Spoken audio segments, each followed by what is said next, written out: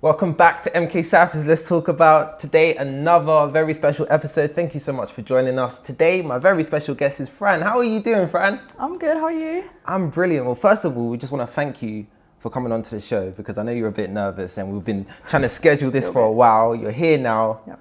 You got this, you right? I'm good. Firstly, thank you for even having me. Of course. I know obviously the interview is for me, but just seeing even you get to this level, I'm actually excited to be on it because of that. Fran, don't make me cry.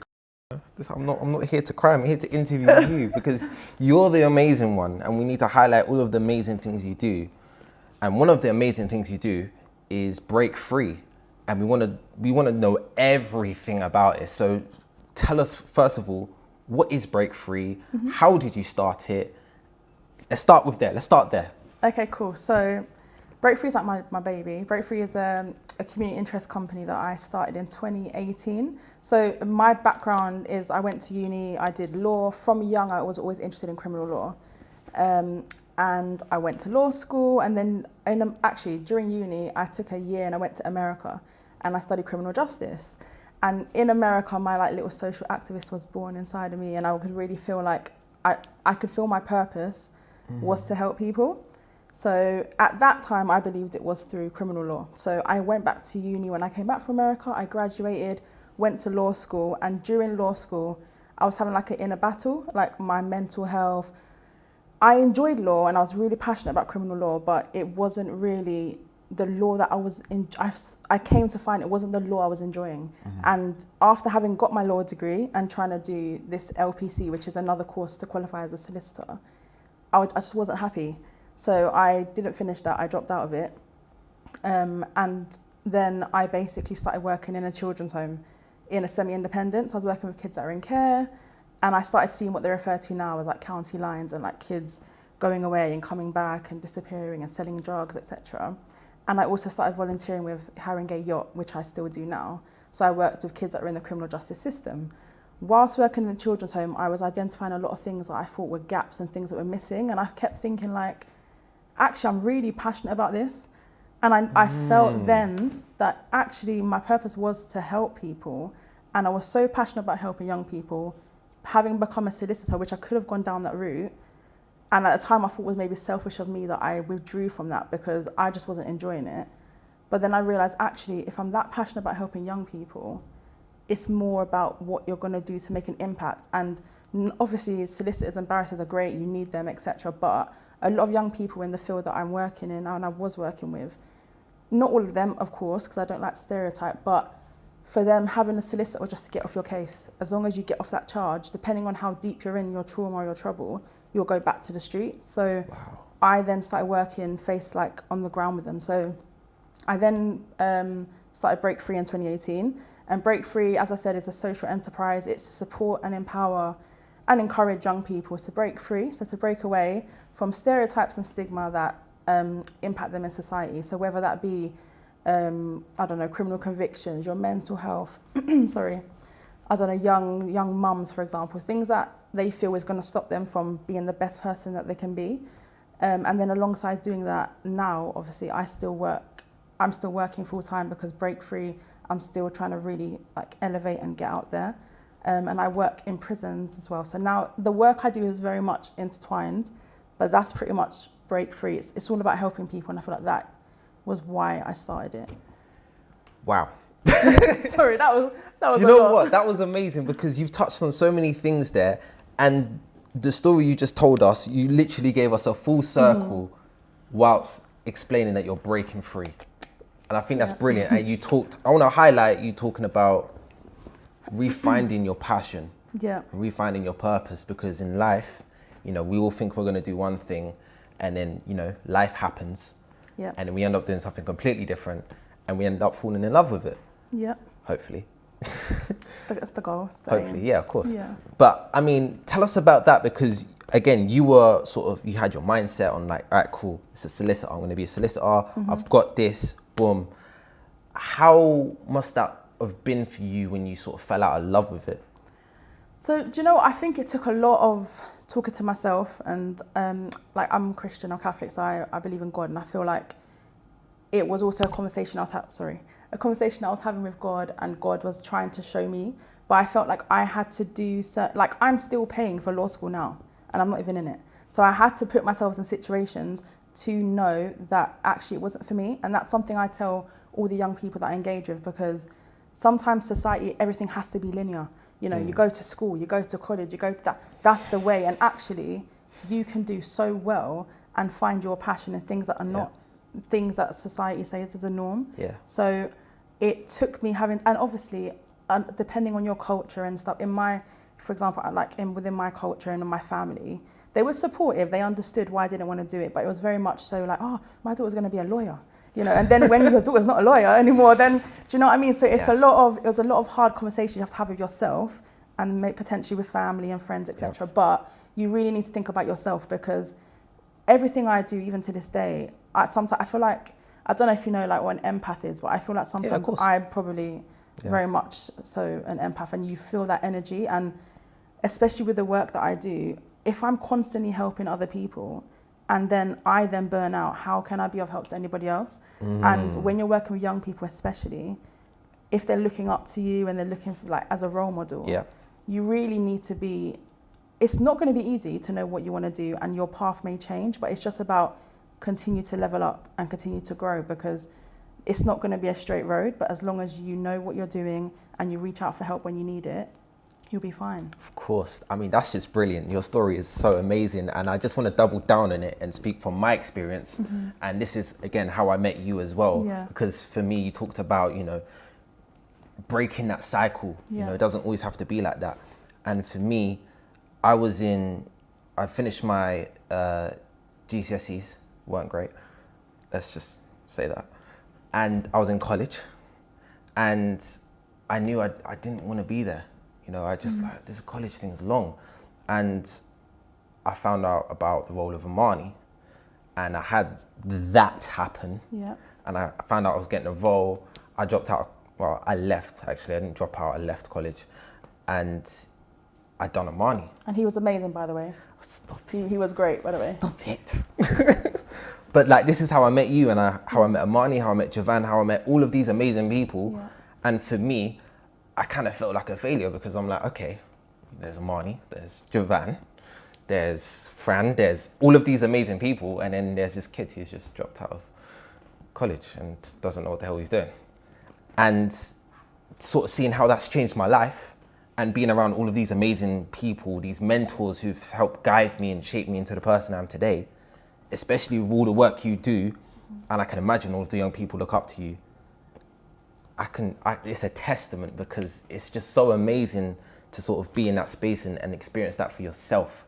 But I just had to double down on that, because that was just brilliant, and I just felt in my need to just double down on that. But do you know what? I don't know if you remember, but during the filming of Amani, there was one night that we was filming quite a serious scene. I don't know if you remember. And I remember Ellis had to take a moment, and I don't know if it was my youth work hat on, or I don't know what hat it was I had on at the time, and I was like, I remember going over to him, and I could just see the whole process. Like, he was taking in the role that he was trying to like fulfill, but he was also feeling it. Like, he was generally feeling exactly the character he had to portray. But I feel like at the same time, you obviously had your own stuff going on, but you still went out there, you still done the role amazingly, and now look where you are. So I feel like exactly what you just said, sometimes we have to put ourselves in uncomfortable situations, and then look where you're going to elevate to. I think, do you know why that sort of hit me harder? Because I was playing the younger version of the guy it's happened to. Of course. And that scene, that moment was a very, I don't know if I can say the scene. Shall I say the scene? Yeah, you can. I mean, if you haven't seen it, go and watch it, but... Of course. I don't know why you're here. Go watch the thing, then come back here. But that scene was when Amani got stabbed in the film. And we all took a moment. The whole scene was silent, and we just all took a moment, and it all affected us differently. And I sort of remember, I sort of sat back and observed, and Amani had just to take his own time because obviously it's a sort of traumatic experience relived again. Javan was just portraying it amazingly, and we was just watching him thinking, damn. And I just remembered that Amani said he was like around my age when that happened to him. My age now, not at the time. I was 17 when I filmed it. I'm 21 now. But he was around my age, and I just remember thinking to myself, how many young people are out there who are not necessarily going to, but have or will experience something similar to this and not have anyone there. And that was a really serious moment, and we just all was just like, damn. And then I remember I started crying. I don't even know why I was crying. I started crying because it hit me. And, you know, because, anyway, I'm getting off topic. No, but it's true, because even with stuff you're describing, I work with those guys, for example, you're saying every day. So like, yes, I work in a prison with the guys who potentially are not only victims, but like perpetrators, but also when you're going through it in the trauma, sometimes they'll literally go from whatever's happened to prison. We're quite a punitive society, so everything's about, you know, punishment, like restorative justice maybe, but not all the time, and no one really takes a step back to really look at, well, why did this young person feel the need to get there? Or how did they even get there? Yeah. Which is what BREAK3 is about. So, you know, trying to look at the early intervention, working with the people that are involved, and then the aftercare, hence like the free. So the free is obviously for freedom, but they're the three main things I wanted to target, because there'll be a young boy, for example, who's been through all of that, and then he's just there, he's lost. And there'll be so many professionals, whether they were in care, school, whether they got kicked out of school, went to a PRU, I don't know, yacht, you will always speak to them, and it's very rare there was one professional that they can look back on and say, it wasn't another professional that let me down. And that's why every day I strive to not be that person. So it's really hard, but you can only plant a seed, and then one day, just hoping, and it will, that seed will start to grow into something, and then they'll look back and they'll remember. Wow. I mean, this conversation got dark quickly. Let's lighten it up. No, that's not your fault. Sorry. But let's lighten it up, and let's talk about all of the amazing things BREAK3 has done. Yep. You've run a few, you know, workshops as well. Yep. Tell us about that. Tell us about all of the things that you've done with BREAK3. So every Christmas we raise money, and to show that one vulnerable group can help another, we raise money through like crowdfunding, and then the young people from the yacht will come and they will help purchase things, and then they sit down and they wrap it, and we make care packages, which we then deliver to the homeless. And that is just to show, again, one vulnerable group can help another, but you also actually see the impact of their faces when they come and deliver it, because some of them actually don't even realise it's a whole different world to them. Yeah. And yes, they're there because they're doing it as part of their community service hours, but I would rather they do something like that than just go pick up and rake leaves in a park. It's a lot more useful for yourself and to understand the things you're living around. So we do that every year. We've done a year where at Easter we did something similar, but we made like Easter egg and like colouring books and stuff, which we brought to young people in hospital. So we've done a few things like that. During lockdown, I did a campaign. It was #WeWillBreak3. And I think we had over 112 people who sent in video clips from across the world, basically, through socials. And that was to show people that what they were doing and how they felt during lockdown, they were going to break free from what was limiting them. So that was actually quite powerful. Then we've done some focus groups, and we really just we've gone into schools, and I've spoken to young girls, a lot of young girls about, you know, being a young female and how certain things in society may impact them. And there's a lot in the pipeline, really, actually, to do a lot more similar, and to just really work with young people. And we will talk about that. Yeah. We will talk about that. Yeah. I want to wheel it back, because you was saying about talking to young girls. Yeah. And obviously, I am not a girl. I can't speak on their experience, but you can if you've experienced this multiple times. How is it for you to talk with young girls about breaking free? So it really depends. Well, it was powerful because I've not got life experience, for example, within the criminal justice system. I have it through working, but I've never been, I've lived around it. I've had a lot of friends who are involved in it.